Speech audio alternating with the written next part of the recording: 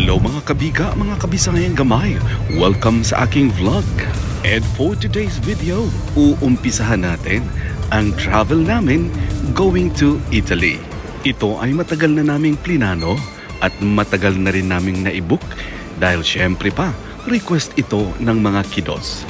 Actually, nakapunta na kaming Italy many times. Kaso nga lang, ang reklamo ng dalawa, hindi daw nila maalala kung kailan yun dahil syempre pa, sobrang bata pa nila at wala pa si Priya that time. Excited na silang lahat, especially itong si Priya. Bukang bibig niya ang excitement na nararamdaman niya. Pagdating namin dito sa Heathrow Terminal 5, check-in kaagad. Para mamaya, hindi na kami pipila ng napakahaba. Ito ang advantage kapag online na lahat dahil easier mag-check-in. Unlike before, talaga namang pipila ka ng napakahaba bago ka maka-check-in. Kaya pagkatapos namin mag-check-in, pahinga muna ng konti dahil wala kaming masyadong tulog. Ganito talaga kapag may travel, di ba?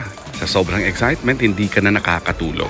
Pagkatapos namin makapagpahinga ng konti, eto, physical nourishment ang kailangan kapag nagtatravel para busog-lusog at makakatulog sa airplane. Abangan ang karugtong. Maraming salamat.